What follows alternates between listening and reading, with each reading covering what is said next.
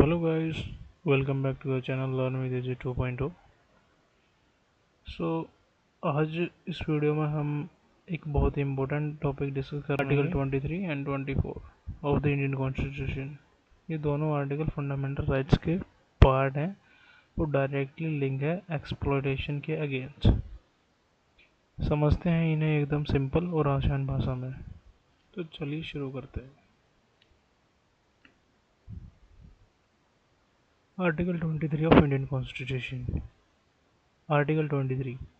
Prohibition of traffic in human beings and forced labor and traffic is in the human being and begar and other similar form of forced labor are prohibited, and any contravention of this provision shall be an offence punishable in accordance with the law. ये हमारा close हो गया इसका 23 का close 1 shall nothing in this article shall prevent the state from the imposing compulsory services for public purpose, and in imposing such services the state shall not make any discrimination on ground of any religion, race, caste and or classes or any of them.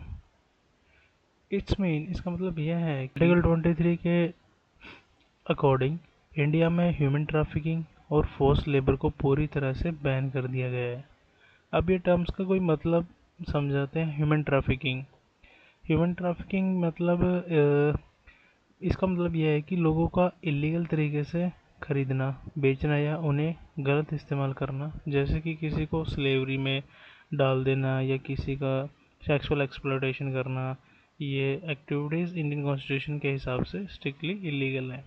और बेगार basically वो होता है जैसे पहले पुराने समय में जो ज़मींदार वगैरह होते थे उनसे एज ए ले में काम करवा लिया करते थे और उन्हें वेजेस बहुत ही कम देते थे। और सेकंड है फोर्स लेबर, आपको काम करने के लिए मजबूर करना या फिर बिना प्रॉपर पेमेंट के आपकी मर्ज़ी के अगेंस्ट, इससे फोर्स लेबर कहते हैं। लेकिन इसका एक एक्सेप्शन भी है। अगर गवर्नमेंट आपको किसी पब्लिक सर्विस के मतलब काम के लिए बोले कि जैसे नेचुरल डिज़ास्टर रिलीफ के वक्त, तो वो अलाउ है। और लेकिन यह भी बिना किसी डिस्क्रिमिनेशन के होना चाहिए, जैसे कास्ट, रिलीजन या जेंडर के बेसिस पर। ये हमारा आर्टिकल 23 ऑफ इंडियन कॉन्स्टिट्यूशन कहता है।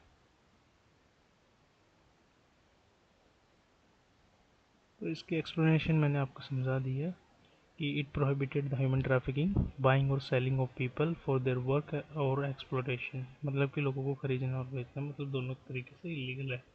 And force labour, making the some work against their without their will and the fair wages, मतलब कि उनसे काम करवा लेना लेकिन वेजेस या तो कम देना या फिर टाइम पर ना देना, कुछ ऐसे। फोर्स लेबर मतलब उनसे ज़बरदस्ती काम करवाना एक टाइप से। सो अनदर इसका कहता है violation this is a criminal offence under the Indian law. चलिए इसका केस लो देख लेते हैं। आर्टिकल 23 का, Bandhua Mukti Morcha versus union of India. The court recognized bonded labor as a violation of Article 23 and emphasized the government's duty to rehabilitate workers free from the such conditions. बहुत ही famous case था bonded labour के against. Court ने कहा कि government का responsibility बनती है कि वो बॉन्डेड लेबर्स को फ्री करें और उन्हें रिहैबिलिटेशन करे। Second case low, MC Mehta versus state of Tamil Nadu 1996 का जो केस है।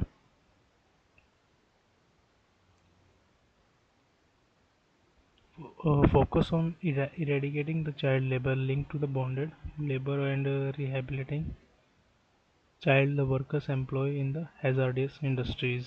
वहाँ की तमिलनाडु की जो फैक्ट्री थी वहाँ पर जो चाइल्ड लेबर हो रही थी और वो वहाँ पे हैजार्डियस, मतलब कि कुछ क्रैकर्स वगैरह की बनाने की कंपनी थी, तो बेसिकली उसी के ऊपर बेस्ड है कि ऐसा करना प्रोहिबिटेड है अकॉर्डिंग टू आर्टिकल 24।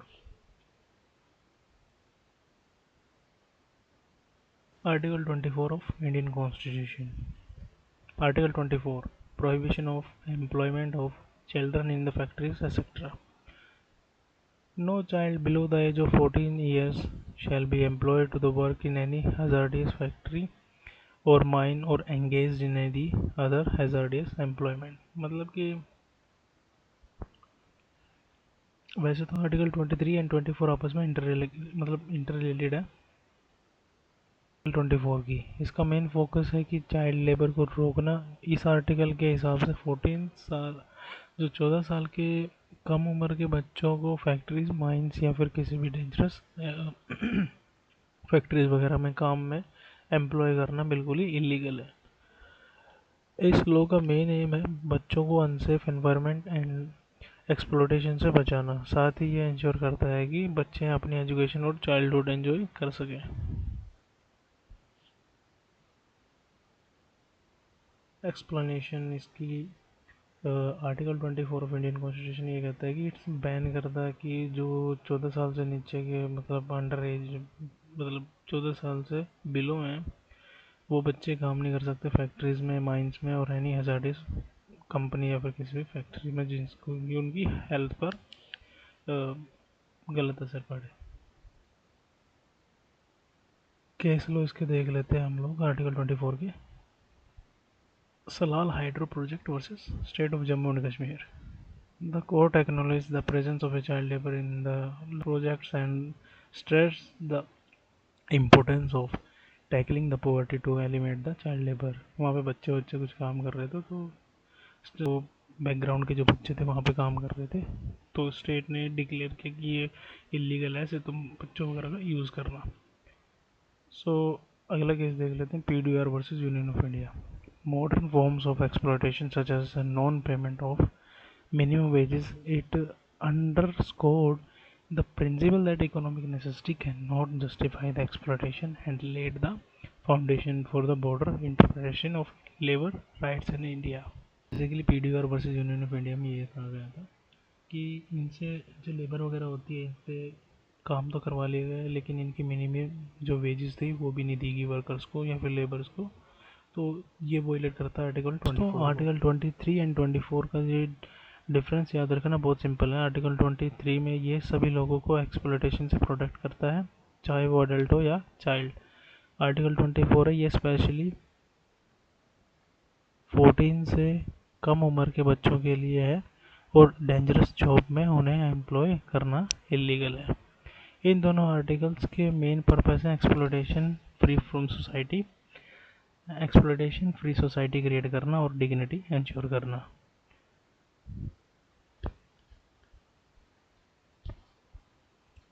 तो दोस्तों आज हमने आर्टिकल 23 एंड 24 को डिटेल में समझा। अगर आपको ये वीडियो पसंद आया है तो कुछ सीखने को मिला है तो कमेंट में अपनी